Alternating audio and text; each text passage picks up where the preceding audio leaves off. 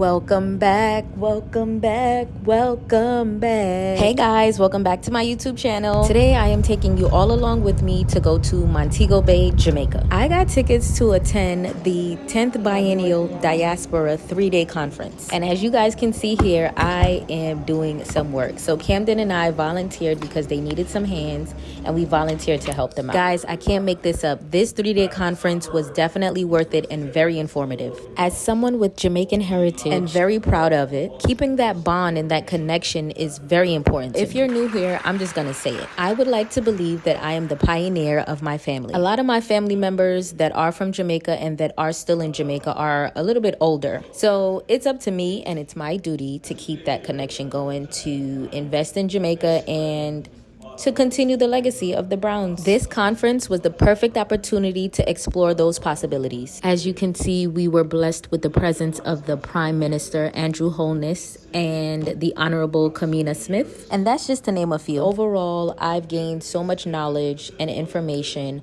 on how I can invest in the country. So I had the all-inclusive ticket. I've gotten information on how to get dual citizenship, which is something that I plan on exploring sooner than later. They gave us information on how to start businesses in Jamaica, how to get a bank account, agriculture, you name it. And to dig a little deeper, they had workshops after the conference for anyone who wanted a little bit more information and anyone who actually wanted to invest right there on the spot. So for those of you who don't know, I live in Ghana, and to come here to Jamaica and hear the sounds of Africa and see the African drums being played and just to feel Africa in the room just made me super happy. I just love the connection. I also connected with a few people in Jamaica who's interested in visiting Ghana for the first time. So I'm looking forward to hosting them here in the motherland. But in the meantime, let's enjoy the lovely sounds of the African drums and the dance moves.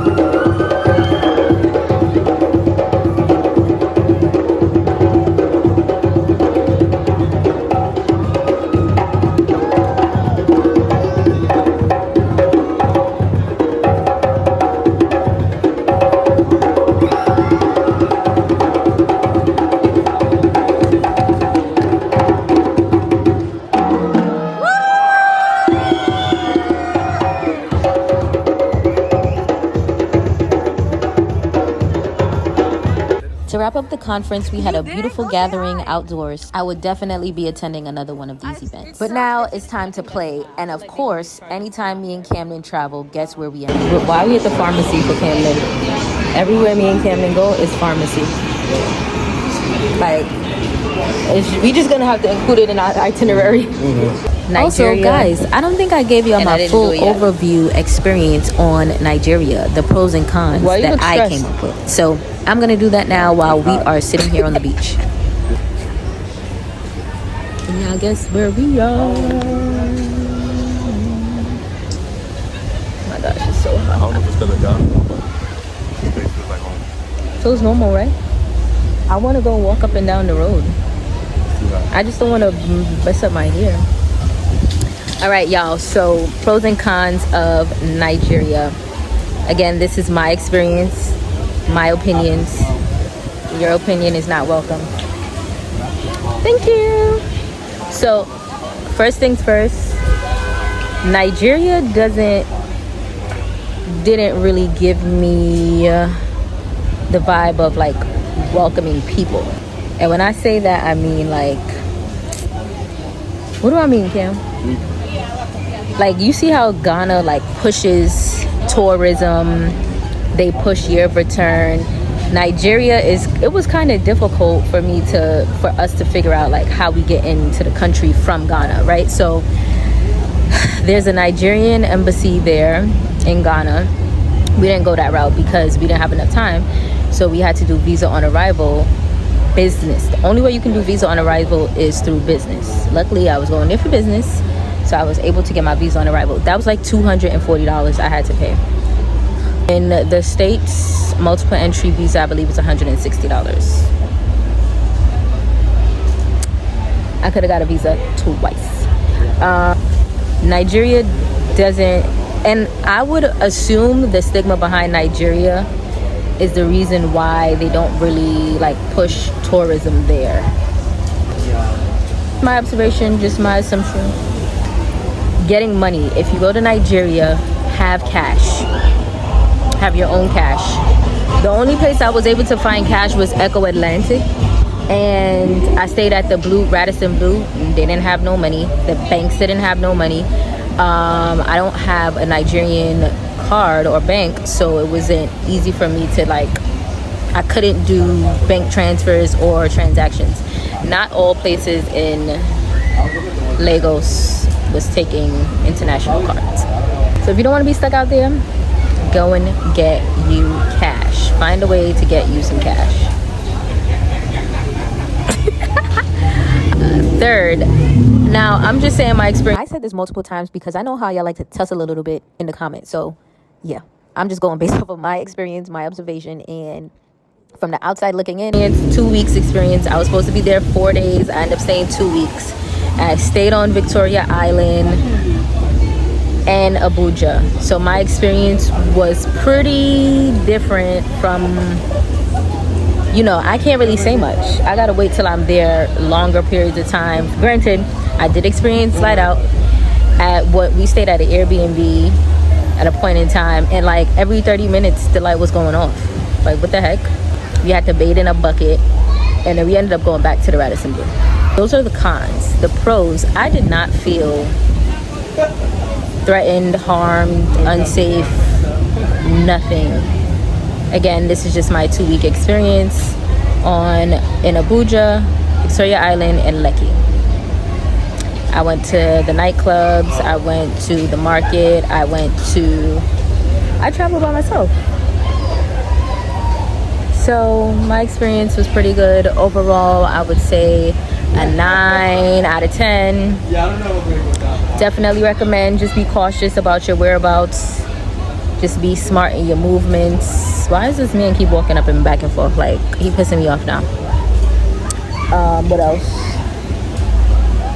Let me check my list. Guys, one of the biggest things was the AC in the Ubers. I didn't even have to ask. They came with the air conditioner beating. I was so happy because the guy came. I'm like, is this whatever? I'm like, oh, air condition. Because y'all know it's hot. I'm like, sir, did I request air condition? He was like, no. I said, so how come it's on? Because it's hot. He looking at me like I'm... Okay, I forgot to explain why I love that for me. Because in Ghana, you have to request comfort in order to get air condition. And sometimes they be trying to come to you and their air condition is not working and still want to charge you for comfort. And then sometimes they be acting like you didn't request comfort. So yeah, I was surprised, and that's why I was so shocked, because it was automatic in Nigeria. They always had the air condition on, and you didn't have to request comfort for you to get air condition. Crazy for asking him why the air conditioner is on. Love that. I didn't feel like an outsider. I feel like when I'm in Ghana, people can tell that I'm not from there, but people think I'm Ghanaian. So maybe like a Ghanaian who lived abroad. But when I'm in Nigeria, people just walking past me. I ain't feel as special as I do in Ghana. But I believe it's because of the diversity. Like, as we all know, Nigeria has over 200 million people, as opposed to Ghana, like 20 something million. And Lagos alone got like 20 million. One thing's for sure, two things for certain. I am going to get me some authentic jerk from the street. But that sums up this video, guys. I hope you all enjoy. Don't forget to like, comment, and subscribe to my channel. If you have any questions, any concerns, don't bring your concerns this way. But go get my book on Amazon. It's called Trust the Process by Deijha Gordon. If you're ever in Ghana, don't forget to visit my food truck, Deijha Vu's Jerk Hut in Chateau. Bye.